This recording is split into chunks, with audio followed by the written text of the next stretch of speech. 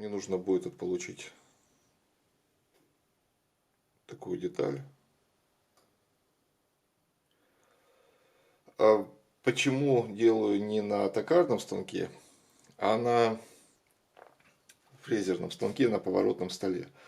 Дело в том, что мне для подшипника скольжения нужно получить частоту поверхности наилучшую и добиться на латуни и на токарном станке прямо совсем чистой поверхности, полированной, очень тяжело. Зато это можно гораздо легче сделать и получить на фрезерном станке, так как у нас есть 4 захода у фрезы, и она работает на оборотах больше, чем можно развить на токарном станке. И в целом получается, что нету поперечных рисок кольцевых, вроде резьбы, и сопряжение с ответной частью будет гораздо лучше. Как это делается на фрезерном станке? У меня установлена деталь в поворотный стол, закреплена в токарном патроне, и двигаю только в этой плоскости. Здесь сейчас 7,55 ровно. И я буду делать последовательно по проходу.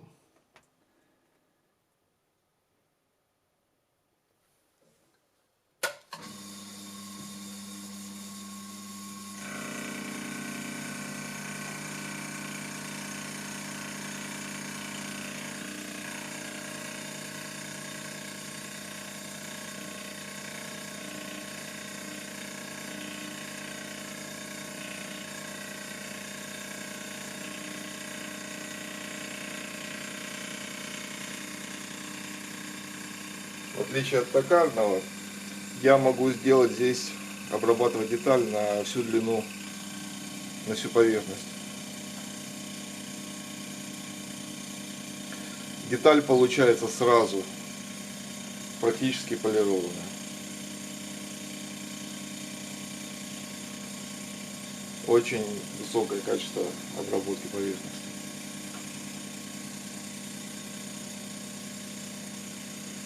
Так как деталь будет вставляться в подшипник скольжения из капролона, просто втулку, то мне нужно получить максимальную гладкость, максимальную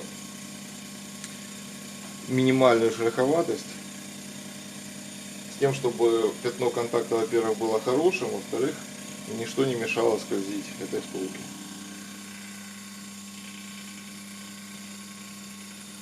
Так, один проход есть.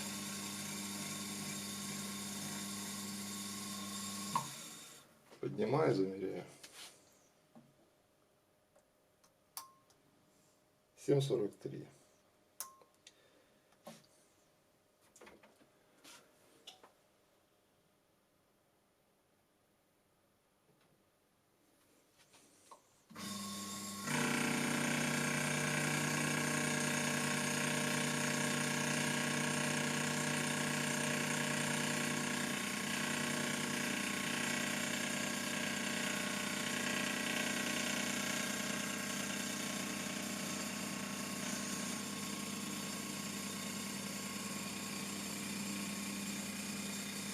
Можно смазать пастой для резки.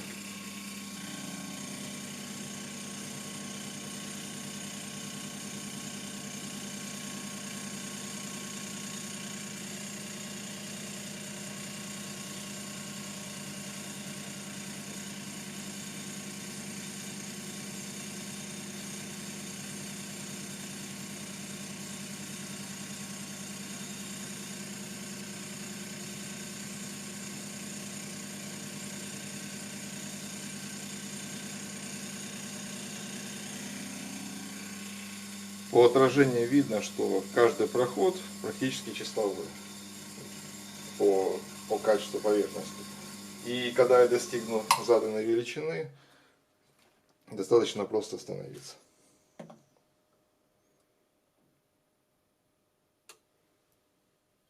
Семь 25.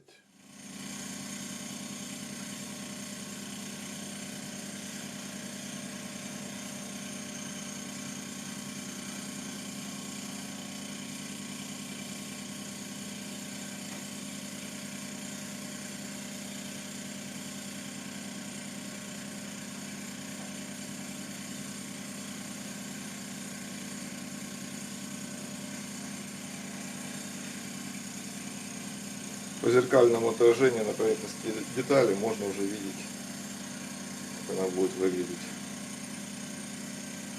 Она будет выглядеть здорово. Еще плюс такого подхода, что деталь, зажатая в токарном патроне и обрабатываемая на фрезерном станке, в данном случае еще и соблюдается перпендикулярность, так как я необточенную втулку, необточенный пруток ставил просто в деталь, вклеил. И получается, что обеспечивается при этом еще хорошая перпендикулярность по отношению к всему механизму в целом. И еще один момент.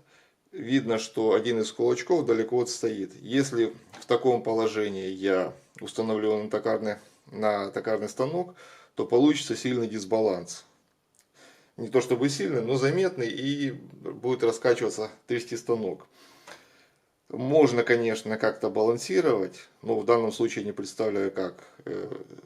Можно развернуть кулачок, но дело в том, что я еще и растачивал отверстие. И кулачок подставить под него не получается.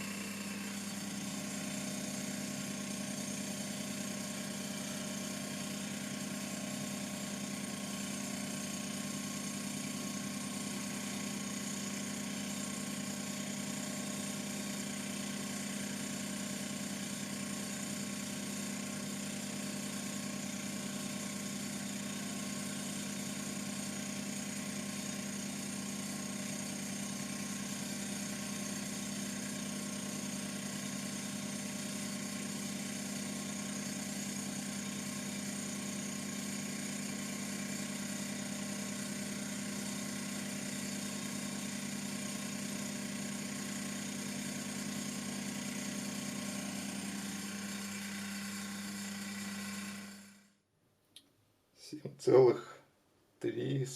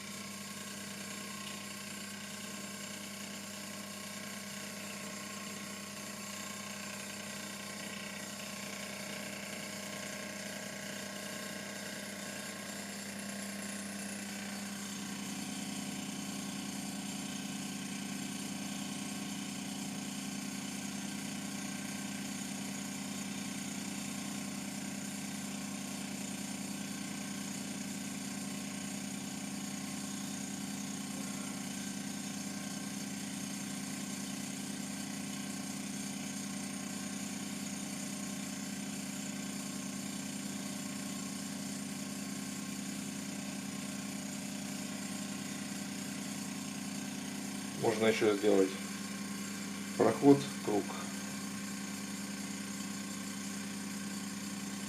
чтобы поверхность была почище. Так, ну вот получилось 6,99 и 1/1000.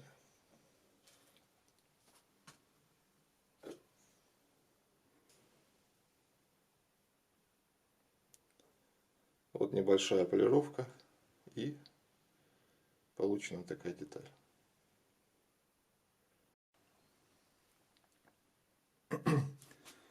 Эта деталь с небольшой полировкой, буквально совсем чуть-чуть.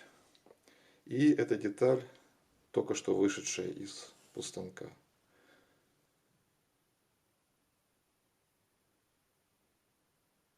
Различия у них на самом деле практически отсутствуют, минимальные по качеству поверхности. Но вторую тоже отполирую. Обе отражают, обе имеют очень гладкую поверхность. Надеюсь, будет работать хорошо.